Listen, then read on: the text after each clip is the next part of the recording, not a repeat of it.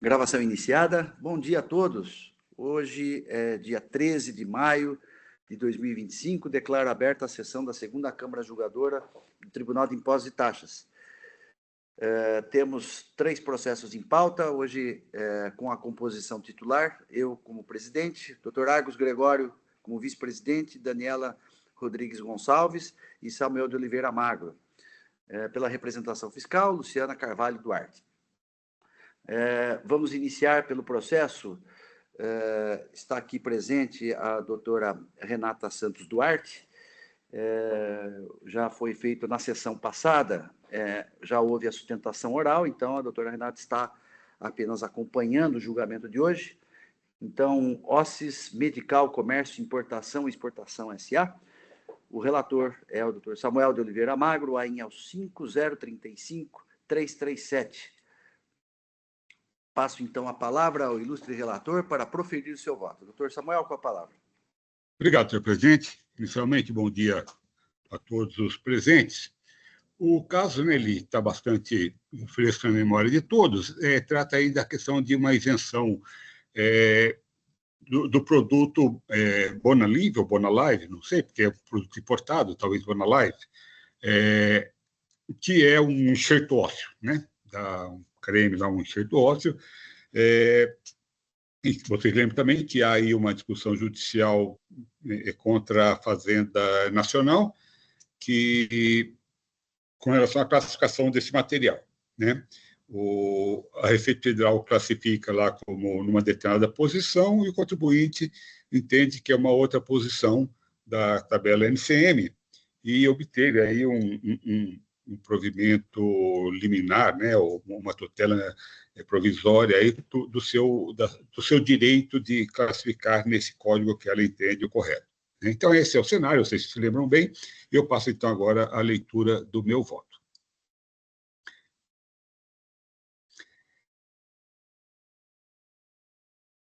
Lembrando só que são 2 itens, né? Um exige o ICMS na saída promovida e o outro o ICMS importação. Mas vamos lá. Indefiro preliminarmente o pleito da recorrente de suspensão do curso do presente processo administrativo até que seja proferida a decisão definitiva nos autos do processo tal, que é o processo judicial. E aqui vejo eu. Ainda que se admita a aplicação subsidiária ao presente processo administrativo do disposto no artigo 313.5A do CPC, que fundamenta o pedido, tal pretensão é de plano obstada pelo disposto no parágrafo 4º do mesmo artigo, que impede a suspensão do processo por prazo superior a 1 ano. A referida ação foi juizada há mais de 7 anos, sem decisão definitiva naqueles autos, restando transcorrido o prazo legalmente admissível para a suspensão do processo. Não assiste razão à recorrente ao invocar os efeitos da decisão liminar proferida nos autos do processo tal, que é esse processo, ajuizado contra a Fazenda Nacional. Conforme corretamente fundamentado pelos julgadores de primeira instância, a decisão judicial tem efeito exclusivamente interpartes, não alcançando a Fazenda do Estado de São Paulo, que sequer é parte na lide. Ademais, não consta nos autos qualquer medida judicial que estenda os efeitos da referida decisão à Fazenda Estadual. Tampouco houve intimação desta para cumprimento. Portanto, inexiste fundamento legal para a suspensão desse processo administrativo ou para afastamento da exigência fiscal com base na mencionada liminar. Quanto ao mérito, o auto de infração e imposição de multa foi lavrado em razão da utilização indevida de benefício fiscal de isenção, né, com base no artigo 14 do anexo 1 do RICMES, mediante classificação incorreta do produto Bonalive Granules, no código NCM 9021-1020, em desacordo com a interpretação oficial da Receita Federal do Brasil, que determina o enquadramento no código 3004-9099. A classificação fiscal de mercadorias para fins de tributação é competência exclusiva da Receita Federal do Brasil, nos termos do Decreto 6759/2009, que é o regulamento aduaneiro. Não sendo vinculante a classificação atribuída por outros órgãos de administração pública, como a Anvisa. Essa agência é competente para regular os aspectos sanitários da produção e comercialização dos produtos indicados no artigo 1º da Lei 6360 de 76, mas não detém nenhuma competência no que pertine aos aspectos tributários regidos por outras normas legais. No caso presente, a Receita Federal, no exercício de sua competência exclusiva, firmou o entendimento de que o produto Bonalive se enquadra na subposição 30.04.90.99 da NCM, própria para medicamentos diversos. De acordo com a tabela NCM, classificam-se nesse código, aí eu transcrevo, né, exatamente o que está lá, que é outros medicamentos, exceto posição tal, constituídos por produtos misturados ou não misturados, preparados para fins terapêuticos ou profiláticos, apresentados em dose, incluindo os destinados a serem administrados por via percutânea ou acondicionados para a venda retalho. O acerto da classificação fiscal empreendida pela Receita Federal se conclui também da análise do laudo pericial elaborado nos autos do processo tal, que é o processo judicial, as folhas tais, no qual a douta perita responde afirmativamente a cada um dos quesitos formulados pela Fazenda Nacional, que, em suma, abordam cada uma das características normativamente relevantes para a classificação do Código 30.04.90.99, apresentadas no parágrafo anterior. Sua única ressalva foi a ausência de um insumo farmacologicamente ativo no produto analisado, o que, segundo seu entendimento, impediria classificá-lo como medicamento. Ocorre que não encontro na lei que define medicamento nenhuma relevância para esse aspecto apontado pela perita. O artigo 4º, inciso 2 da Lei 5991 de 73, define medicamento como produto farmacêutico tecnicamente obtido ou elaborado com a finalidade profilática, curativa, paliativa ou para fins de diagnóstico. A presença do insumo farmacologicamente ativo parece ter relevância para a caracterização de droga, que o inciso 1 deste mesmo artigo define como substância ou matéria-prima que tem a finalidade medicamentosa ou sanitária. Mas não é desse produto que estamos tratando no presente caso. Por outro lado, é impossível a classificação do produto Bonalive na classificação 90.21.10.20 da NCM. Na sistemática de classificação fiscal, eu coloco de parecer, na verdade, de qualquer sistema de classificação, os elementos de um subgrupo compõem obrigatoriamente o grupo que lhe é superior. A classificação se inicia sempre do grupo mais genérico, que é a categoria superior, e se desenvolve na direção do grupo mais específico, que é a categoria inferior. A classificação feita pela autuada ignora todas as categorias determinadas na norma e associa seu produto a de mais baixo nível, impingindo ao vocábulo artigo uma conotação não permitida pela legislação pertinente. Relativamente ao código utilizado pela recorrente, assim se estrutura a tabela NCM. Então, senhores, eu não vou ler aqui a tabela, aqui o que importa é uma lógica que está no próximo parágrafo aqui, mas eu tenho aqui toda a tabela, né, do 90 até o 90.21.10.20. E continuo, então. A recorrente aproveitou-se indevidamente da amplitude semântica conferida ao vocábulo artigo para justificar sua classificação do Bonalive como artigo para fraturas.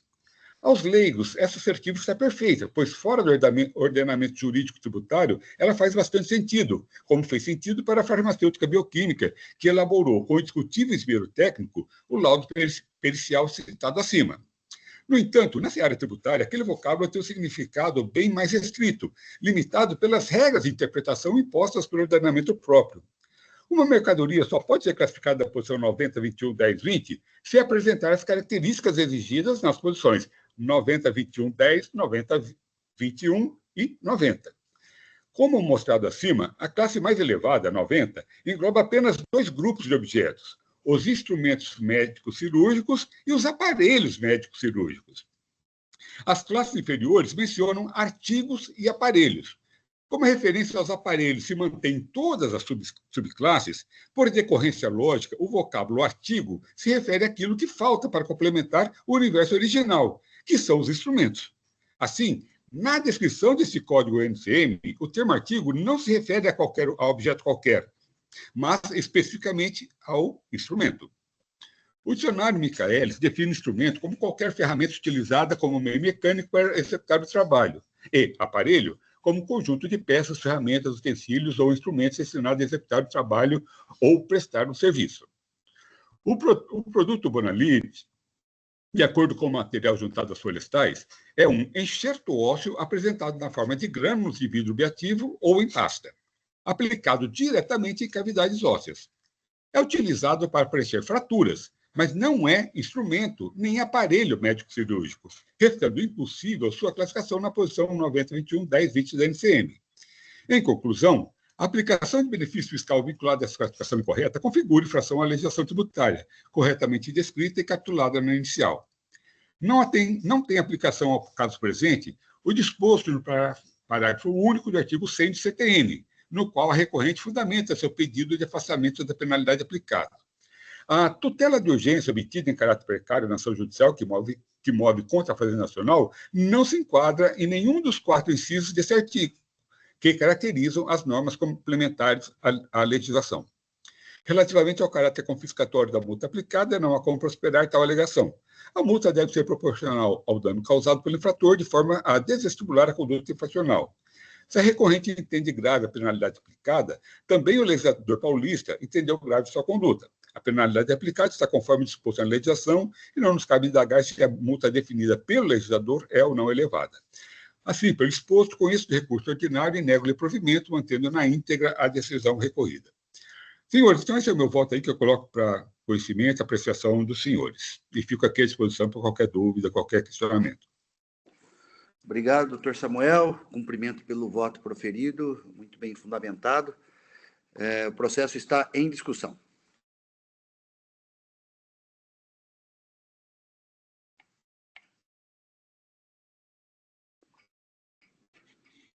Não havendo inscritos, estou encerrando os debates. Eu peço que os senhores juízes confirmem presença para quórum de votação.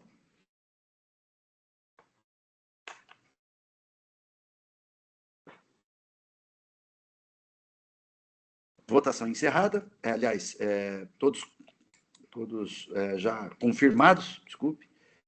Processo em votação.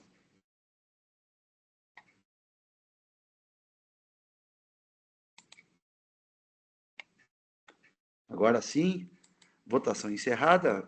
Proclamo o resultado do julgamento. Recurso ordinário conhecido integralmente, negado provimento, nos termos do voto relator, à unanimidade. Esse é o resultado do julgamento. Agradeço aí a presença da doutora Renata, que acompanhou o julgamento. O julgamento está encerrado. Passamos, então, ao próximo processo da pauta.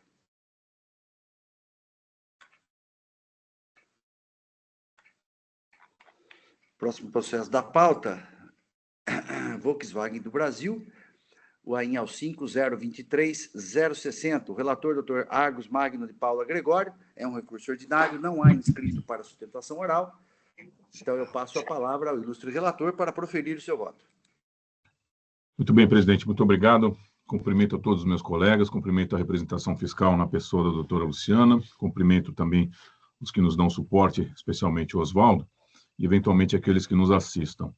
Presidente, este caso é um caso peculiar, é um auto de infração composto por 2 infrações, na verdade, falta de pagamento de ICMS nas duas, e essencialmente a peculiaridade é que é um auto de infração lavrado em razão do não pagamento de ICMS pela transferência de mercadorias para estabelecimentos do mesmo contribuinte. A peculiaridade dele se encontra, por quê?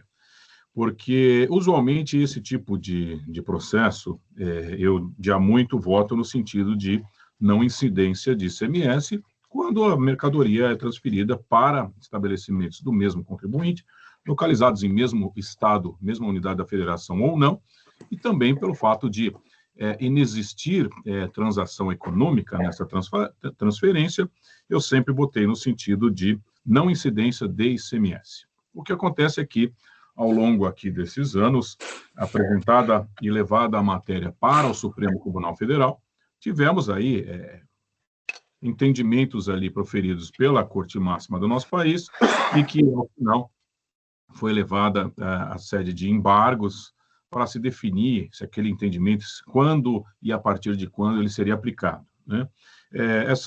Essa matéria é conhecida por todos nós aqui, foi definido um espaço temporal de início de sua aplicação, e por causa dessa definição, eu sou obrigado a me curvar ao entendimento do Supremo Tribunal Federal. Então, ao revés daquilo que eu sempre manifestei como minha posição pessoal pela não incidência de ICMS nesse tipo de operação, independente de quando a operação aconteceu, em função do posicionamento dado pelo Supremo Tribunal Federal com a modulação dos efeitos deste tipo de operação, eu sou obrigado a me curvar no sentido de dizer, olha, se fosse antes do período definido pela modulação, sim, não incidiria, depois desse período definido pela modulação, não incidiria ICMS. Só que antes, o raciocínio inverso se foi modulado, significa dizer que antes incidiria. Então, eu vou ler resumidamente aqui o voto, e acho que já expliquei aqui toda a lógica do voto, né? Eu coloco aqui, sem qualquer rodeio, percebe-se que os presentes autos versam essencialmente sobre a incidência de ICMS fundada na transferência de mercadorias entre unidades, matriz filial ou filial-filial, do mesmo autuado. Cito aqui trechos das folhas 271, 273, 280 e 286, no próprio recurso, onde se fala justamente sobre a matéria versada aqui nos autos. Muito bem. Não posso deixar de considerar o quanto decidido pela Câmara Superior desse Tribunal, na sessão de julgamento de 10 de novembro de 2022, nos autos do processo tal, em que prevaleceu o voto vista do Dr. Edson Coraza, pela conversão do julgamento em diligência, com o fito de se aguardar orientação para o futuro resultado da modulação dos efeitos do julgamento da ADC 49. Só que, aos 12 de abril de 2023, os ministros do Supremo finalizaram esse julgamento dos referidos embargos de declaração na ação declaratória de constitucionalidade 49. Cito aqui a parte do voto do ministro Edson Fachin, em que diz aqui, eu vou ler só para que se fique claro o contexto. No cenário de busca de segurança jurídica na tributação e equilíbrio do federalismo fiscal, julgo procedentes os presentes embargos para modular os efeitos da decisão, a fim de que tenha eficácia para o futuro, a partir do exercício financeiro de 2024. Ressalvados os processos administrativos e judiciais pendentes de conclusão até a data de publicação da ata de julgamento da decisão de mérito. Igualmente, destaco que o mesmo STF reafirmou o entendimento que a não incidência do ICMS no deslocamento de bens entre estabelecimentos do mesmo contribuinte, localizados em estados distintos, vale apenas a partir do exercício financeiro de 2024. A decisão foi dada à unanimidade no julgamento do recurso ordinário 1490708, tema 1367, com acórdão publicado em 12 de 2 de 2025. Cito aqui a tese da repercussão geral. Anoto que, embora se tenha plena ciência do quando decidido pela Corte Suprema sobre o tema, cujos efeitos da modulação se darão de forma prospectiva a partir do exercício financeiro de 2024, ainda remanescem definições práticas sobre as providências necessárias para a aplicação junto a esta Casa de impostos e taxas. Muito bem. Estou dizendo aqui que, tendo o presente auto de infração sido lavrado dia 4/7 de 2024 e o contribuinte regularmente notificado em data posterior, o crédito tributário exigido neste AIN não restou abrangido pela modulação do STF, ou seja, deve ser considerado devido. Independente de minha posição pessoal pela não incidência de ICMS em operações de transferência interestadual, ou mesmo interna de mercadorias entre estabelecimentos pertencentes ao mesmo contribuinte, obriga-me ao acato do quanto decidido pelo Pretório Celso, eis que, nos termos do parágrafo 2º do artigo 102 da Constituição, as decisões de mérito em ADC têm efeitos vinculantes relativamente aos demais órgãos do Poder Judiciário e à administração pública.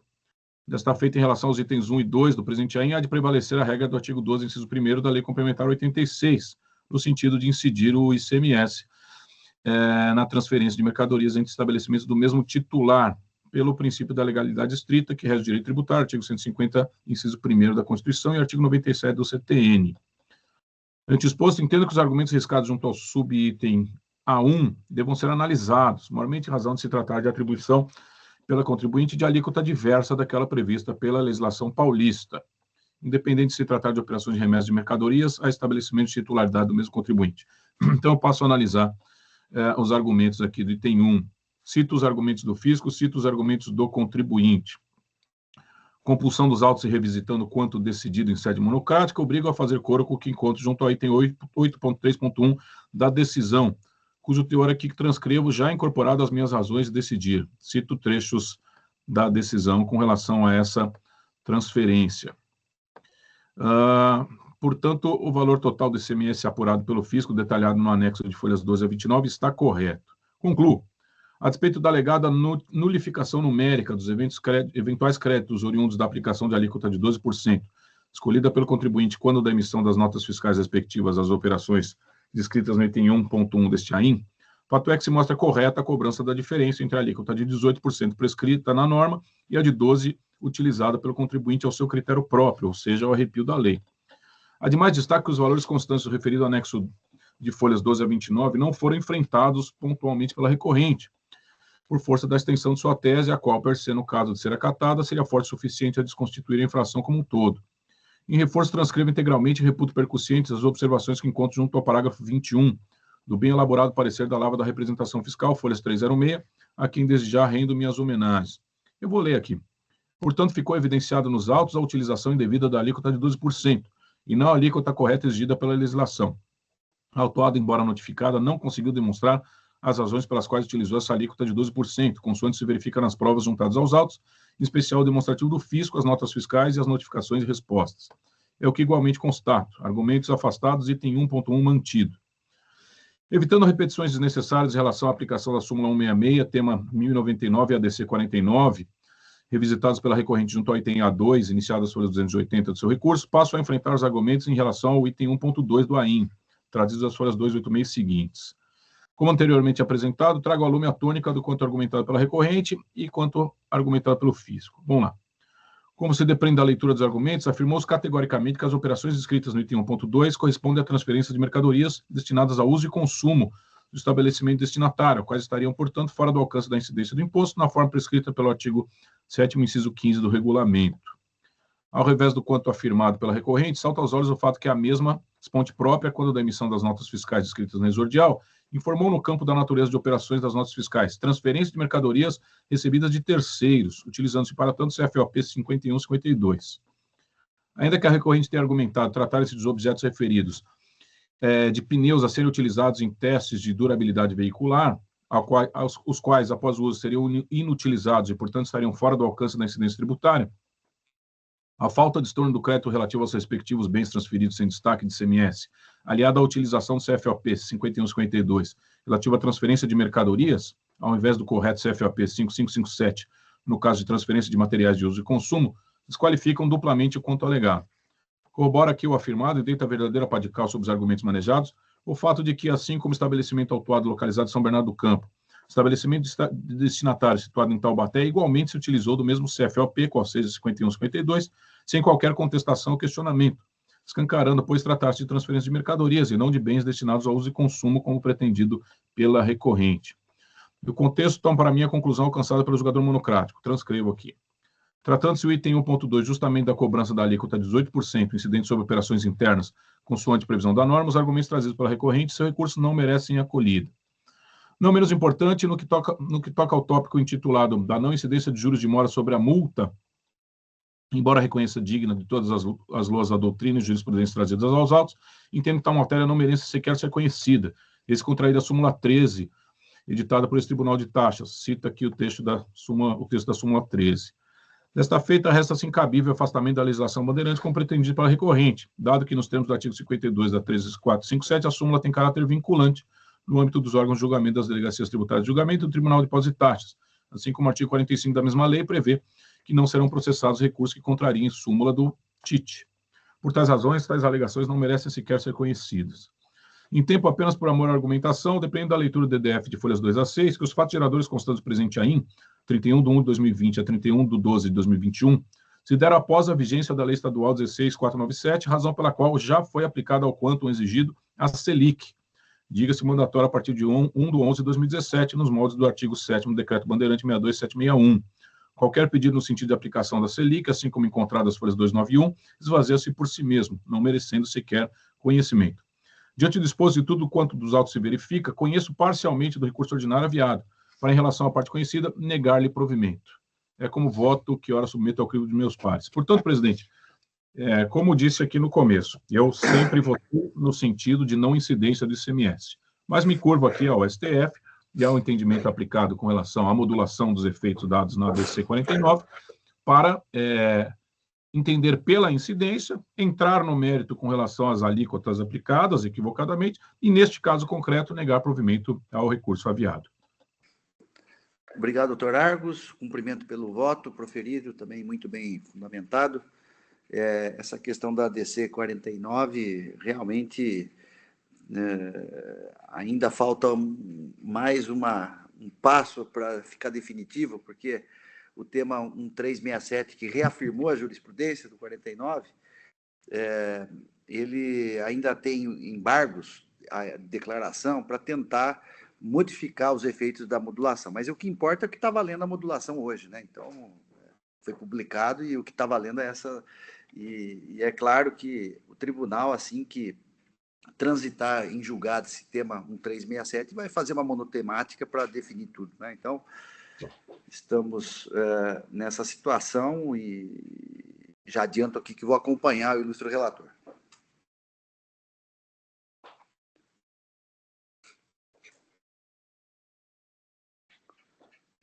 Muito bem, não havendo mais inscritos,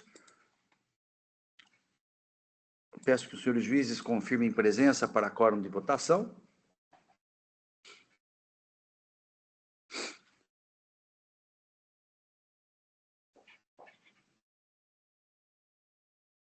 Todos confirmados, processo em votação.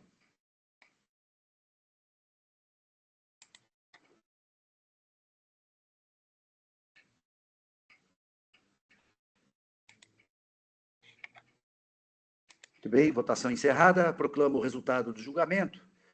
Recurso ordinário conhecido em parte e, nessa parte, não provido nos termos do voto relator, à unanimidade.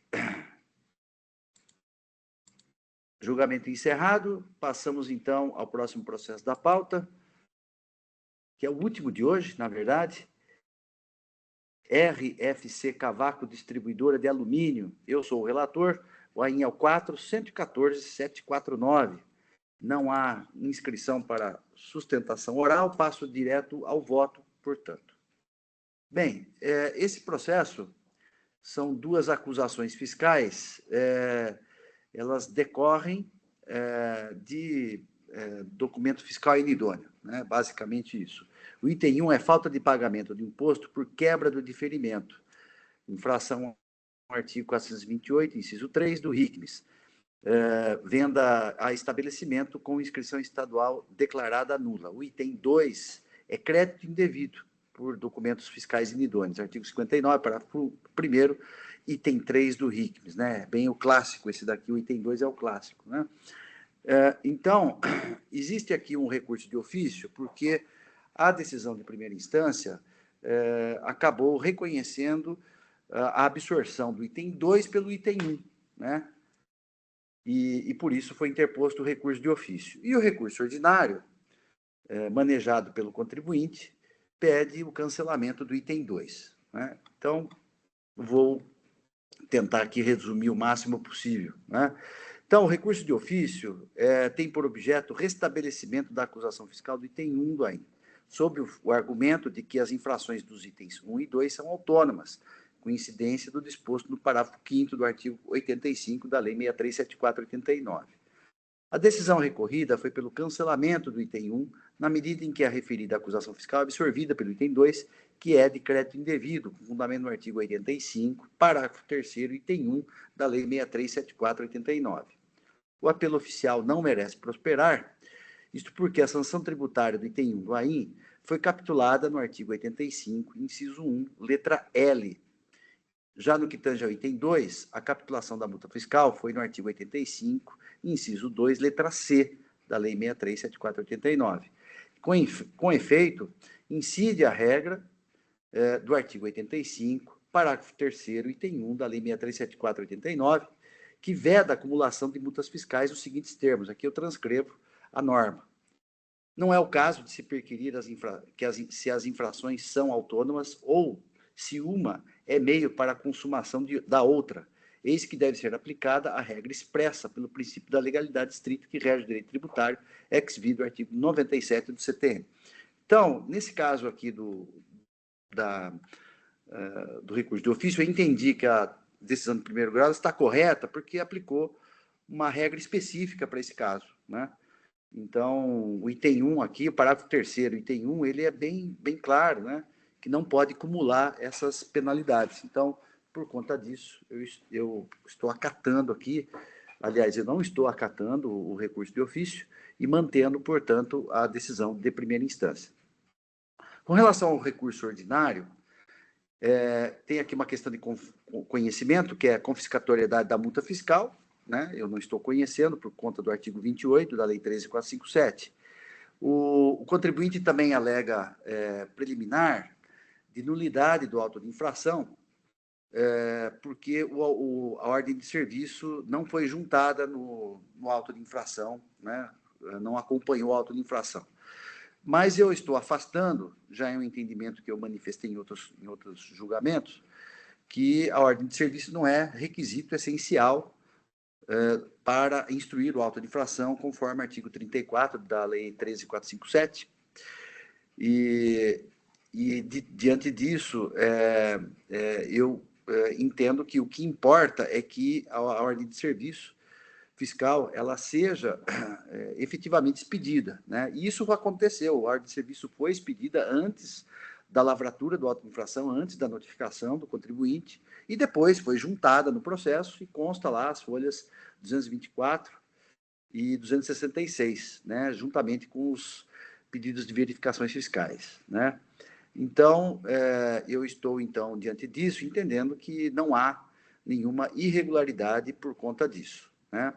Então, eu coloco aqui, pelo menos, 4 argumentos, né? De que não é o caso de reconhecimento de nulidade do AIN, né? E por último, aqui, só para finalizar, com relação à questão da preliminar, o contribuinte também não apontou nenhum prejuízo específico ao seu direito de defesa, né?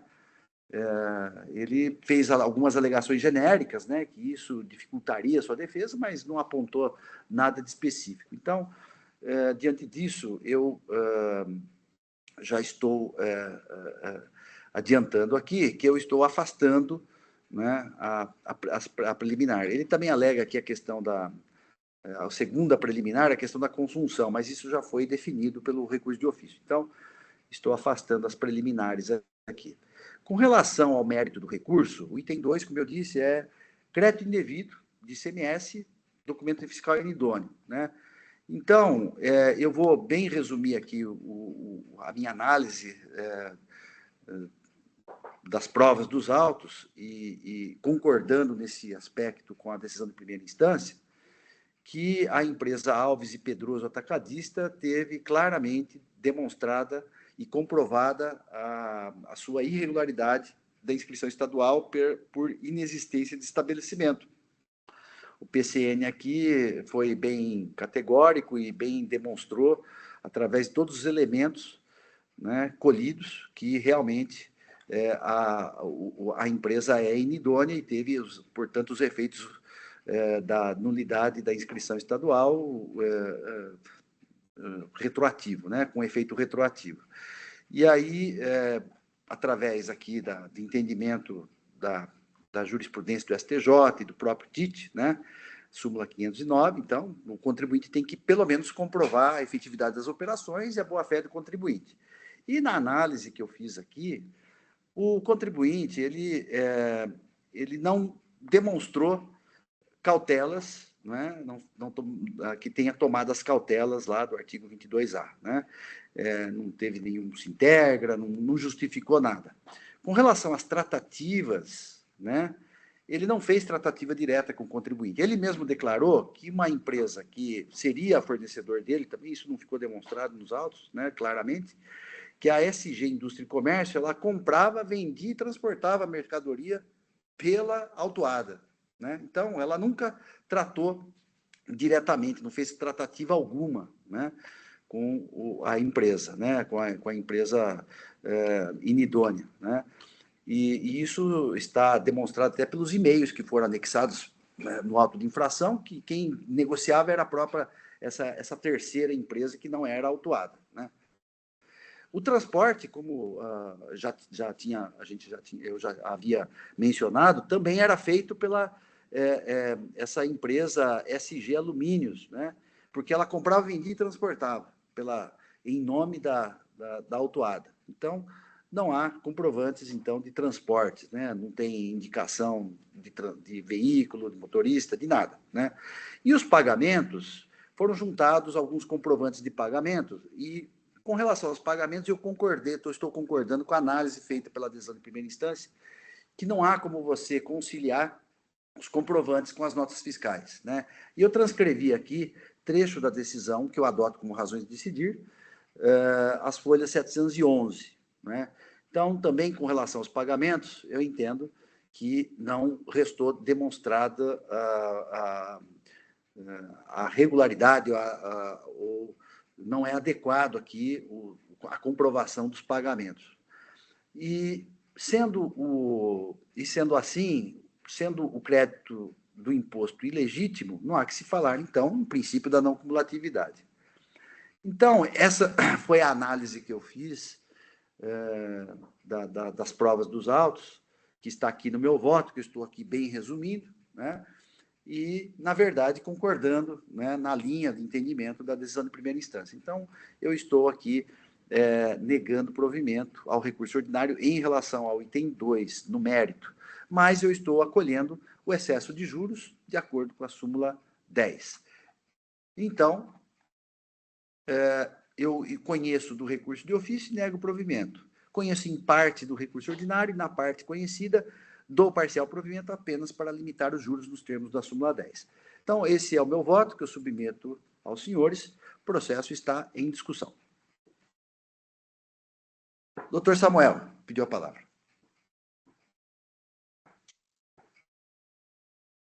Deixa eu abaixar, pronto, achei aqui. Abaixar a mãozinha ali. Senhor presidente, eu tenho uma dúvida, é uma pergunta para o senhor, que é com relação à matéria aqui. Esse item 2, que é o crédito, é a entrada... Eu estava aqui olhando, procurando aqui o processo, eu não consegui achar até o momento. É a entrada do quê? De que entrada de mercadoria que ele adquiriu da Inidônea. Então, tá, o senhor não sabe que mercadoria que é. Então, não é devolução, não é nada de... Não. Eu queria dizer o seguinte, que eu concordo com todos os fundamentos do seu voto, mas eu não sei se exatamente seria o caso aqui de absorção, né? O senhor está correto quando o senhor coloca aquela questão, olha, eu tenho uma limitação lá do 85, mas aquilo é válido para uma mesma operação, né? E me parece que aqui são duas operações absolutamente distintas, né? Se o item 1 é a saída de cavaco, né? Saída de data, que houve quebra do diferimento aí, correto, né? O entendimento do senhor tal. Agora, o outro é a entrada de mercadoria. Então, me parece que não é o caso de aplicação aqui desse impedimento. O impedimento seria, olha, eu tenho quando eu tenho uma mesma operação, né? Ou seja, aqui eu estava olhando, as datas não são as mesmas, né? Então, a menos que fosse a mesma mercadoria, sei lá, devolução da mercadoria que entrou, alguma coisa assim, entendeu? Por isso que a minha dúvida era essa. Que se for essa a questão, e não sei se a doutora Luciana está pedindo para lá, talvez ela tenha a resposta para falar exatamente com o material, eu esperaria um pouquinho mais, eventualmente até pediria vice para trazer semana que vem, só para dar uma olhada nessa matéria aqui, que, em tese, embora eu concorde com o fundamento do seu voto, talvez seja o caso de não aplicação dessa absorção aí, né? Se eu estiver tratando de materiais diferentes, de operações diferentes, né? Obrigado, presidente. Não, sem problema. Luciana? Então, o que eu ia levantar, a questão que eu ia mencionar é exatamente essa. A RFC Cavaco, ela vendeu para Alves e Pedroso sucata, e ela adquiriu perfis de alumínio, matéria industrializada, mas não são operações relacionadas entre si. Não é, por exemplo, o envio para industrialização e um retorno de mercadoria industrializada. As operações não são devoluções de de produto que tenha sido adquirido, são operações absolutamente independentes entre si.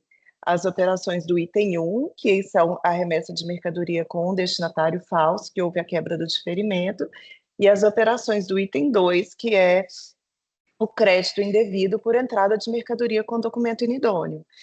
Então, nesse caso, como são operações diversas, a gente não pode afirmar que as multas foram aplicadas cumulativamente.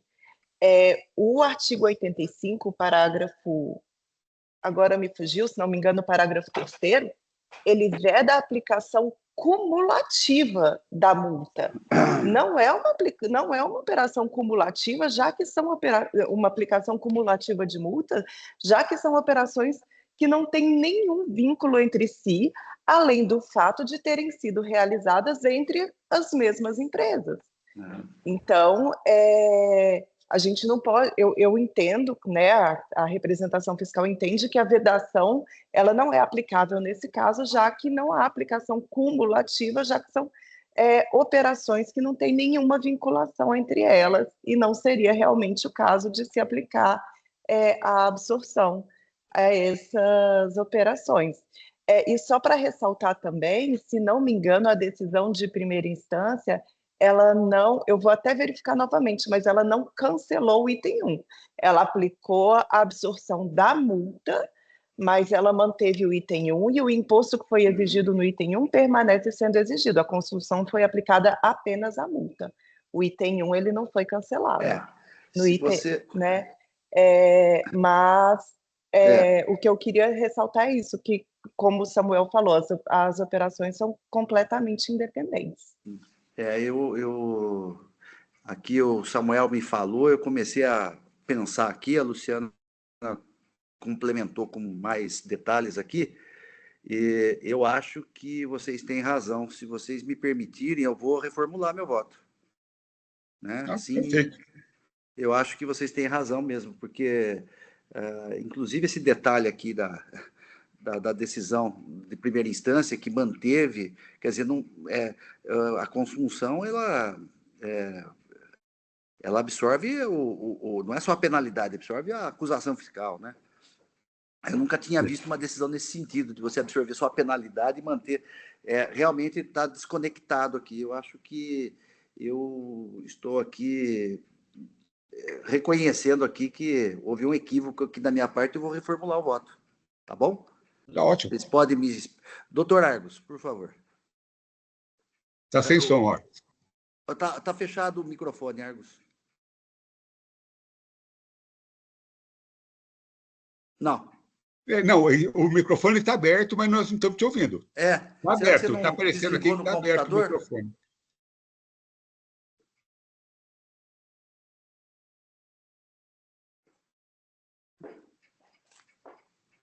Estão me ouvindo agora? Agora sim. Agora sim. Só não estamos vendo, mas tudo bem, sabemos que é você. Enfim. Vamos lá. Estão Essa me vendo voz aí?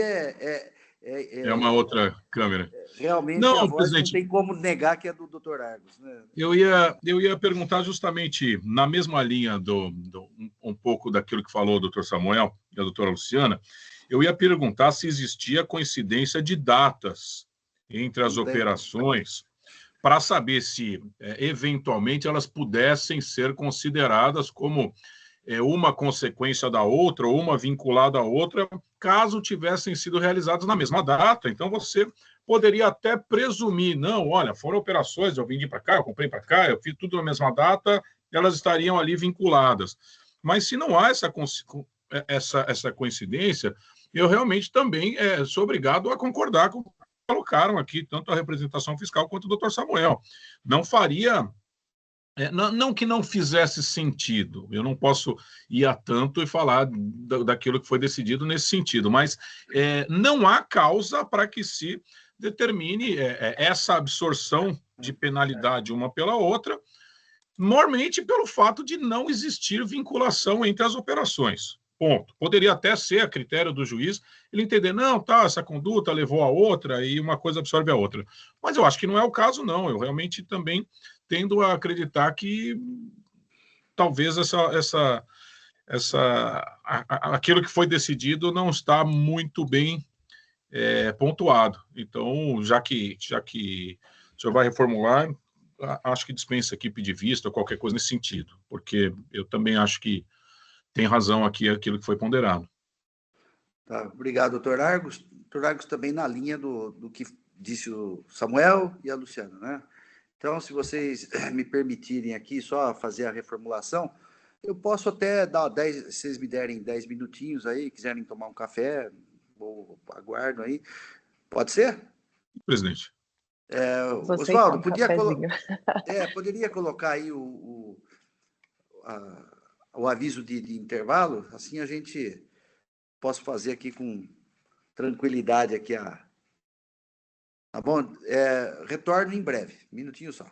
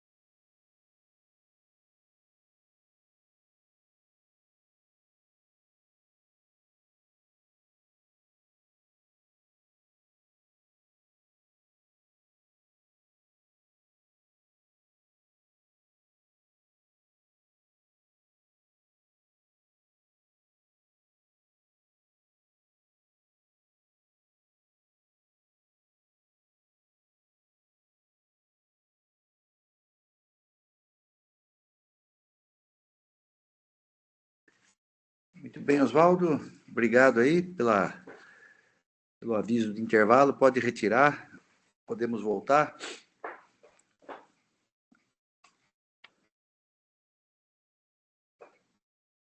Vamos aguardar aí os demais.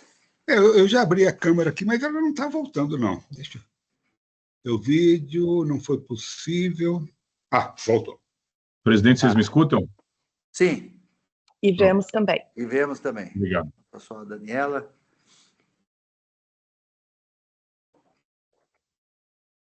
Bom, eu fiz aí, vocês devem estar vendo aí, eu fiz a alteração, então, eu modifiquei meu voto para dar provimento, reconhecendo a aplicação do parágrafo 5º do artigo 85 e não do parágrafo 3º, como está na decisão de primeira instância. E pontuando aqui, como, né, vocês explanaram, que não se trata dos mesmos fatos, não são mesmas datas, são acusações independentes e diversas, né? E então eu estou dando provimento para restabelecer integralmente o item 1, né? E com relação ao recurso ordinário, só os juros, né? Então, se vocês estiverem de acordo aí com o texto, se tiver alguma coisa para pontuar aí, eu posso corrigir, mas eu fiz a mudança, então, após os debates, eu concordando aí com os senhores, né, modifiquei o voto.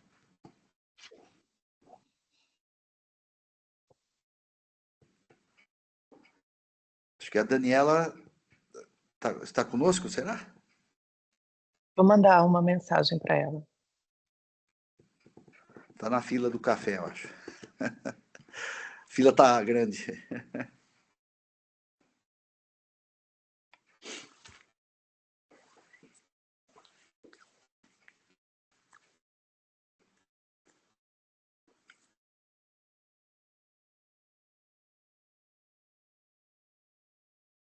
A Dani, a Dani chegou.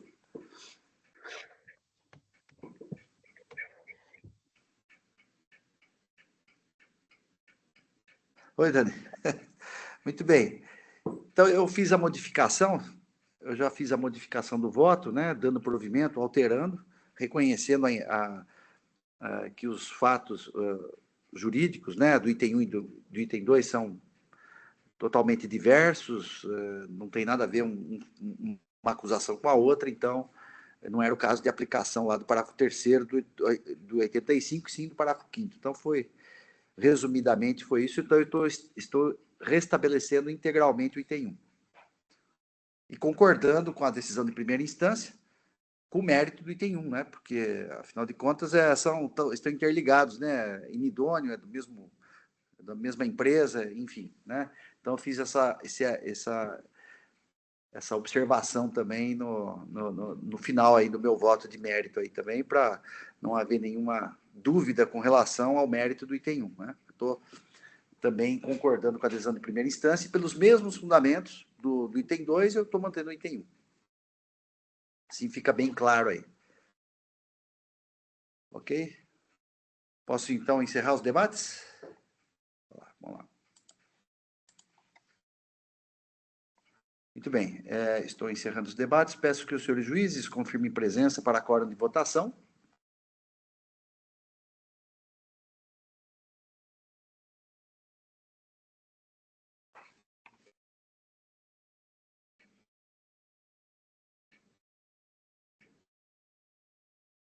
Falta só a Dani.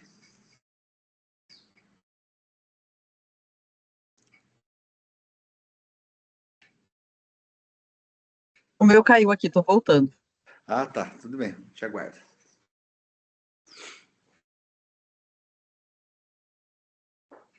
Consegui. Ah, é ótimo. Então, todos confirmados, processo em votação.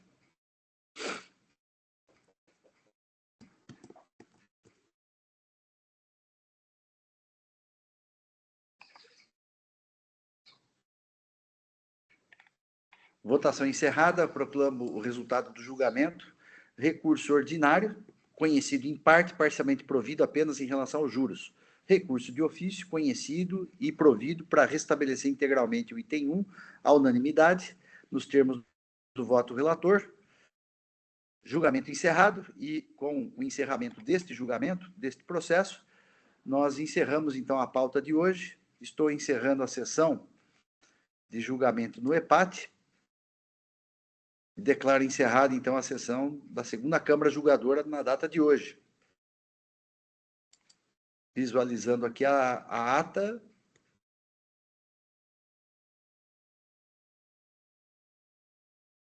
Porque para mim aqui está tudo regular.